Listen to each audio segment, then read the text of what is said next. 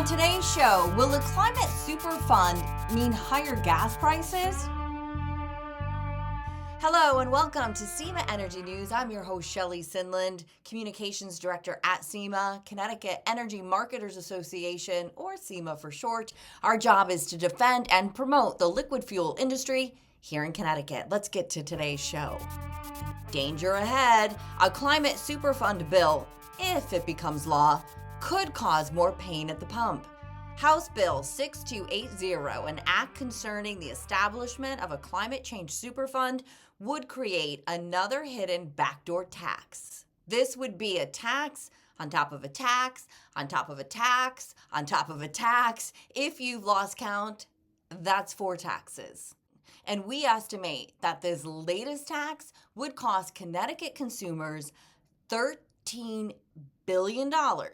That's billion more in taxes. Here to talk more about this is CEMA's president and CEO, Mr. Chris Erb. Thanks again, Chris, for joining us again. These are huge numbers. We're talking about $13 billion more. It's a clear attempt to try to increase the costs of energy producers who will only pass those costs down to the consumer level. So there's probably no other way to describe it than another energy tax. And so what we're seeing right now is the state of New York has a climate superfund. It's going to cost the state of New York $75 billion. Those costs, again, are being challenged in court, but if they ultimately have to pay them, they will be passed down to the end user. So people who drive cars and trucks and people who heat their homes are going to end up sharing in that $75 billion tax. Connecticut is entertaining a similar legislation. It does not have a clear number, but we have calculated it based on the New York law, and it will cost Connecticut $13 billion based on our population and being a smaller economy. So these are huge numbers. These huge numbers end up translating into higher costs for consumers. What's the premise behind it? What are those who support this bill looking to achieve here? Well, they're looking to punish energy producers for causing climate change, global climate change. So they're basically saying that if you produced energy from 1995 through the end of this year, December 31st, 2025, they're going to come up with how much damage that has caused Connecticut and our climate, and they're going to assign a number to it. Like I said, we estimate if it looks anything like the New York law that is already passed, that it'll cost Connecticut about $13 billion. So where does this end? Is everybody are you going to be, if this bill becomes law, will it increase energy prices across the board again?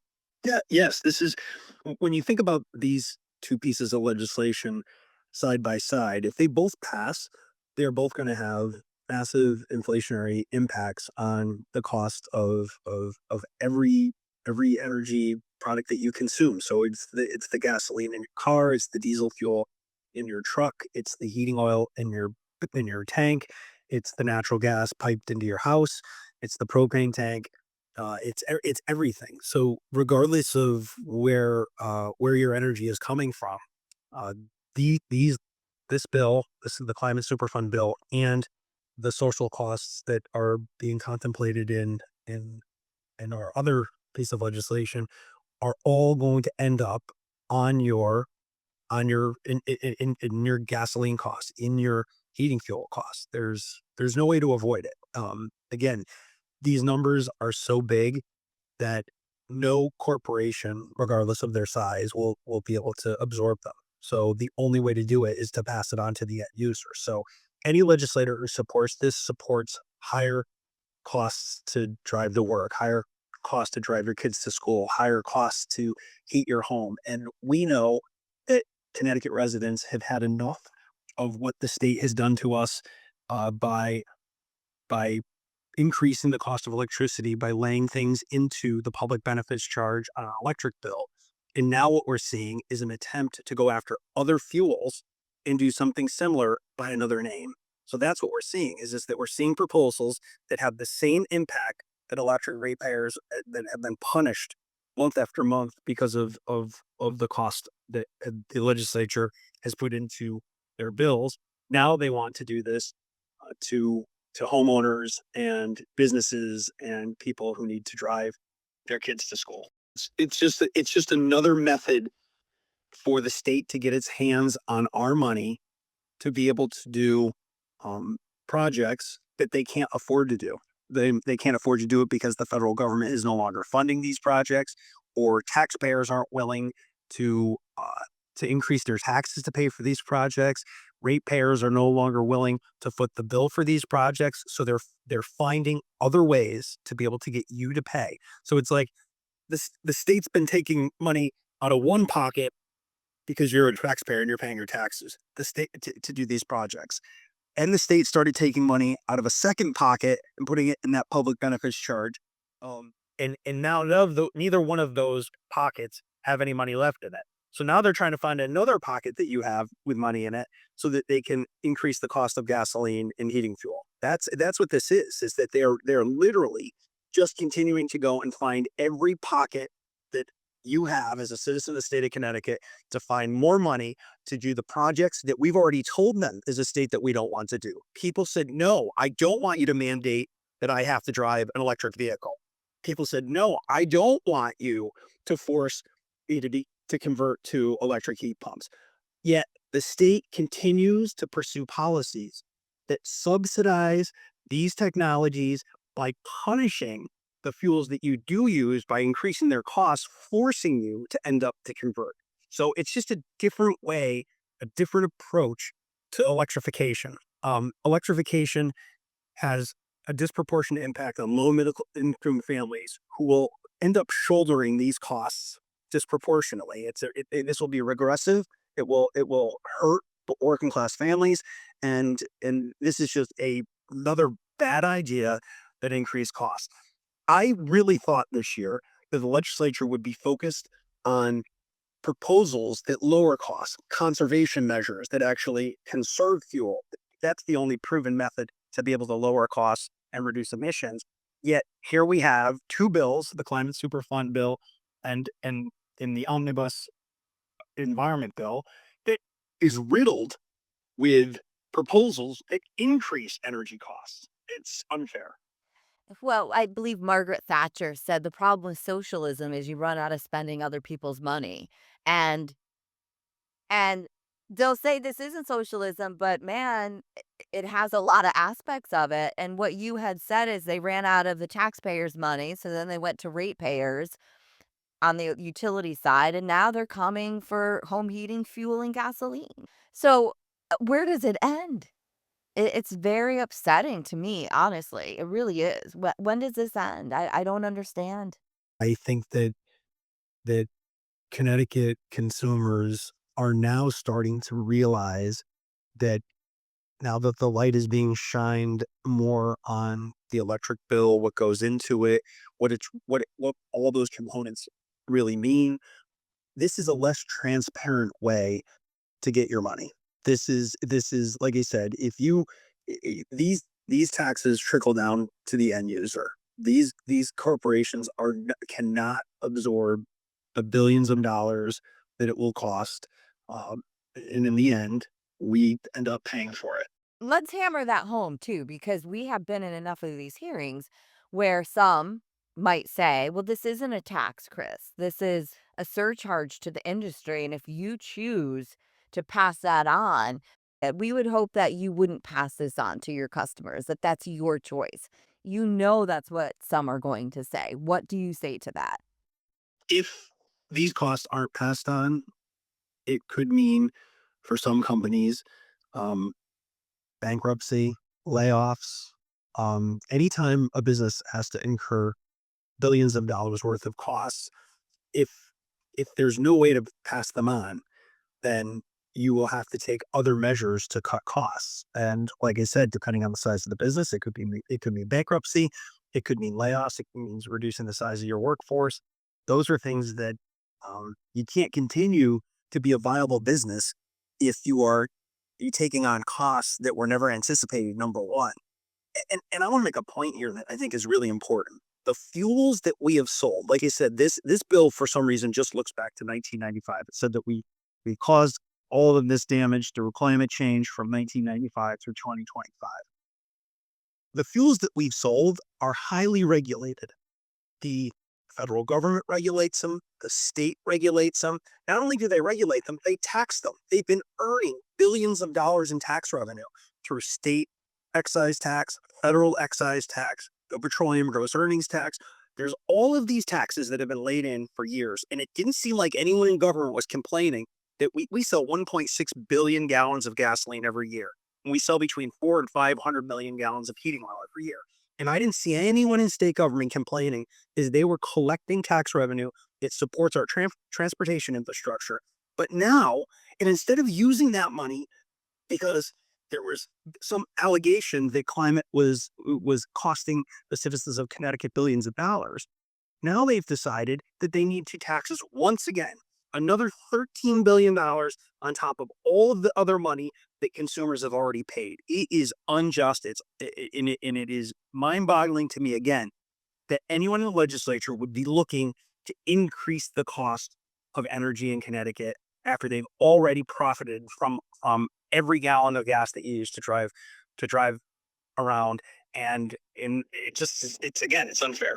Years when they were collecting tax revenue from a legal product that is highly regulated. And now in 2025, they're going to say, we're changing it. We want more money. Right? Exactly. I mean, listen, if this was so bad, then why there's no proposal to say stop it's illegal to sell these products, right? So they're not saying stop it. They're just saying it's okay if you pay us. That's what they're saying. So this isn't an acknowledgement that there's a climate crisis and the government has to take sweeping action to get it under control immediately. That's not what they're doing. What they're saying is if you pay us, it's okay. Well, that's why I reject the idea that coming up with some number, $13 billion for Connecticut, $75 billion for New York, is meaningful in any way, because all it is a money grab. And if it's more than that, then why isn't this accompanied by some sort of sweeping action to get this under control? Or is it just another setup that another 5 years from now, 10 years from now, there's going to be another tax that will be assessed to these producers so that the government can get their hands on even more money? That, if this is anything other than about money, I'd like someone to be able to point that out to us. They're going to say, well, this isn't a tax, Chris. You're saying it's a tax if the government's increasing the cost of something. Yeah, I mean, I don't care what you call it, tax, fee, surcharge, any cost that the government assesses businesses is, by any other name, is a tax. And taxes are always passed down to the end user. The ultimate user of the fuel is going to pay every penny of that tax. So I don't know whether you call it a climate superfund, which is a really cute way to put it. You call it a surcharge, you call it an assessment. It's a tax. The government is mandating that these companies pay these fees, pay these taxes, and so they will be passed on. And there's no way a state lawmaker can say, we didn't know, because every time you testify, you say this. You tell them in person to them directly that there is no way small businesses, especially our retailers who do not make the home heating fuel or gasoline, obviously we are deliverers of it, that there's no way that they can absorb the cost. So you tell lawmakers every time, and you've told me this before. What do you tell them? Yeah, we routinely testify before legislative committees about the impacts that these policies will have on our customers. Again, this bill in particular doesn't tax one gasoline station in Connecticut or one heating oil dealer or one propane dealer. All of us buy these products from the people who will get hit with this $13 billion price tag. They'll pass that down to us and as small family-owned local businesses that have been serving our communities for over a century we will end up having to pass them down. There is no way that our segment of the industry would be able to absorb the $13 billion that will be passed down to us from the producers of the energy that we sell. And so that means it all the citizens of Connecticut who heat their homes and who drive almost on a daily basis are going to end up footing the price tag. So if anyone is confused about that, and we have made it clear to legislators, we're going to reinforce it, and we need the public's help to communicate it. Okay. And then what can people do again, Chris? Will we have some way to make where they can email their state rep and senator? So tell me about that. We'll have an email that's easy where they can go on and make their voices heard. Correct. So we will have an easy way to understand what's being proposed and how to find their state representative or their state senator, and there'll be a system in which they can write a note based on their opposition to this, so that they can communicate directly with them. And we'll provide phone numbers on how to reach out if they want to make a phone call, and we'll also provide an opportunity for them to submit written comments in opposition to the bill before the public hearing on Monday. And we'll do the work for them. Well, we'll make it easy for them. We don't want people to think that this is going to be time consuming and confusing because it can be overwhelming. So we will have a link in our show notes and also in the comments. So look for that link and we'll help you get there. Your voice matters. It's how we've been able to defeat a lot of similar bills with the same undertone anyhow, is through public participation, because a lot of times people think, what's the point? But it does matter and it does work. Listen, it's a tragedy when people think that their voices aren't being heard, but we have seen firsthand that when the public gets involved, change occurs. And if you are opposed to paying more for gasoline, more to heat your home, then this is a time that you need to make your voice heard, and you can make a difference. And the public has made a difference, whether it's been mandating electric vehicles, uh, added gasoline taxes from proposals that have come up over the last several years. All of those things had not moved forward because the citizens of Connecticut made their voice heard, and we want to help you do that. Right. And, Chris, one last thing. Of course, we don't want to seem like we're anti climate change. We have been producing products that reduce emissions on the home heating fuel side.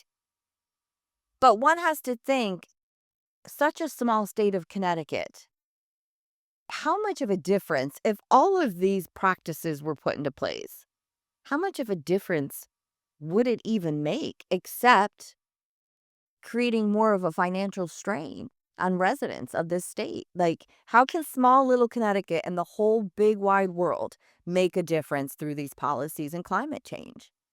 I put this in perspective. The United Nations panel on climate change said that if the United States in its entirety stopped emitting carbon dioxide today, it wouldn't affect the temperature of the earth a 0.00001 degrees. So that's the entire United States. You keep that in perspective and compared to Connecticut. Connecticut has little, much magnitudes, much less impact on global emissions than the whole entire United States. So, if it's global climate change for a reason, because every nation's contributing to it, and if Connecticut thinks that they're going to be able to curb the impact that emissions has on climate, it's fooling itself, and it will come at a hefty price tag to consumers.